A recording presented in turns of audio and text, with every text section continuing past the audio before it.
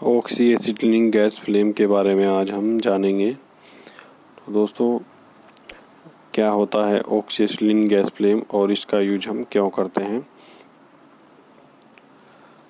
तो ज़्यादातर industrial area में इसका प्रयोग किया जाता है। बड़ी बड़ी कंपनियां होती है, जो स्टील प्लांट होते हैं, उनमें इनका बहुत ज़्यादा यूज होता है।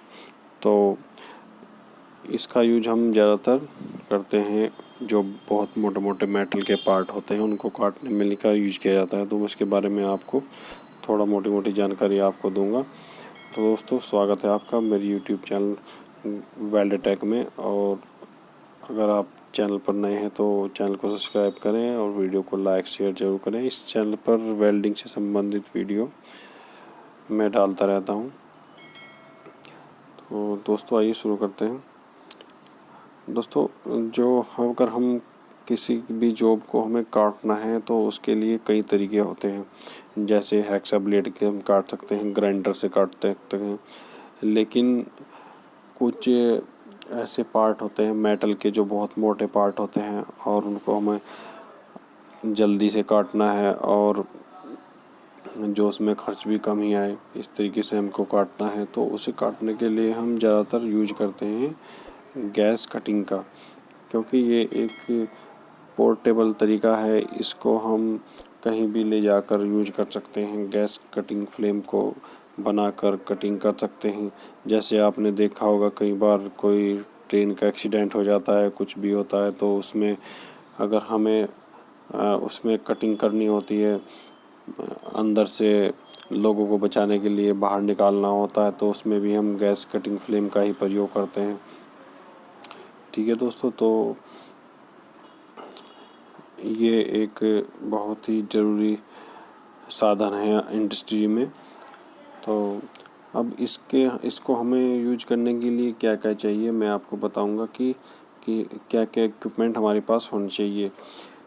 तो जैसे अगर हम गैस कटिंग करना शुरू करेंगे तो इसके लिए हमें एक ब्लो पाइप, कटिंग टॉर्च की आवश्यकता होगी। ठीक है दोस्तों, अगर हम गैस वेल्डिंग करेंगे तो एक इक्विपमेंट होता है छोटा सा, तो सिलेंडर के पास लगा होता है, उसको हम बोलते हैं फ्लैश बैक अरेस्टर। तो कई बार अगर बैक फायर हो जाता है, मतलब जलती हुई ज्वाला वेल्डिंग टॉर्च के अंदर चली जाती है और सिलेंडर तक पहुँच, तो उसको ये बचाता है, सिलेंडर तक नहीं पहुँचने देता। तो ये इक्विपमेंट भी लगा होना चाहिए।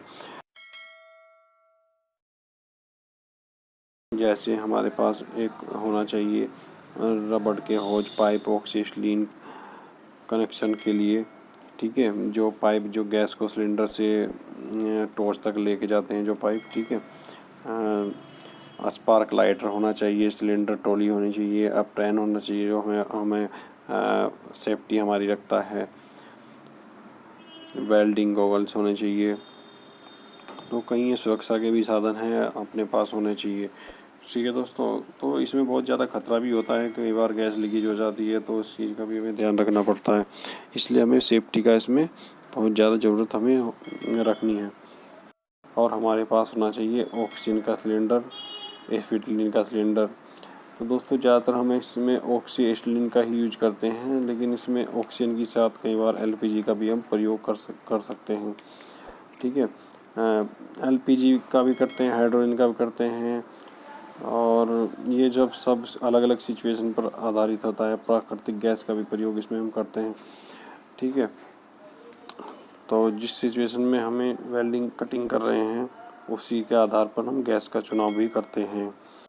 इसके बाद जैसे हम टॉर्च को जलाएंगे, तो उससे सबसे पहले हमें ऑक्सीजन और एसिटिलीन के सिलेंडर को खोलना है सिलेंडर की के द्वारा। तो इससे क्या करना है, पूरा सिलेंडर नहीं खोलना होता, थोड़ा सा सिलेंडर खोलना होता है।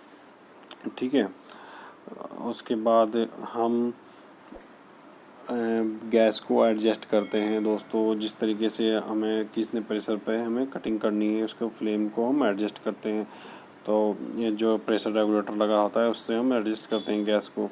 उसके बाद जैसे हमें कोई मेटल काटना है, हम उसको काटने की अपनी जो स्थिति है, उस स्थिति में इसको रख लेते हैं। और कटिंग करने के लिए हम फ्लेम को जलाते हैं स्पार्क लाइटर के द्वारा। जब हम फ्लेम को जलाते हैं तो सबसे पहले ये ध्यान रखना है, हमको खोलनी है एसिटिलीन गैस। ठीक है दोस्तों, सबसे पहले हमें एसिटिलीन गैस को ही खोलना है, हल्के से खोलना है थोड़ा सा, और फिर इसके बाद हमें स्पार्क लाइटर के द्वारा चिंगारी देके उसको जलाना है।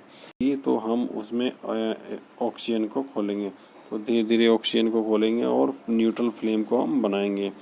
ठीक है, जब हमारा न्यूट्रल फ्लेम बन जाएगा, फिर उसके बाद जैसे हमें किसी भी जॉब को काटना है तो उसको हम सबसे पहले प्री हीट करते हैं दोस्तों।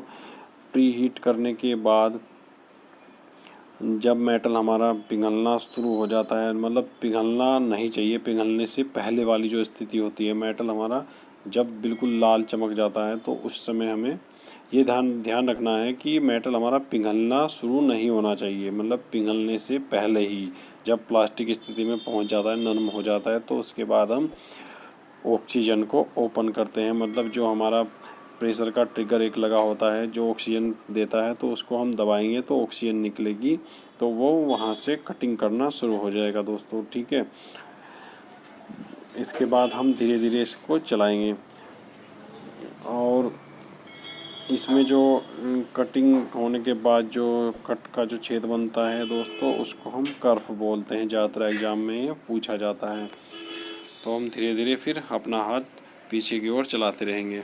इसके बाद जब हमारा कार्य पूरा हो जाएगा तो हमें इसको बंद करना भी आना चाहिए, इसमें रिस्क बहुत ज़्यादा होता है।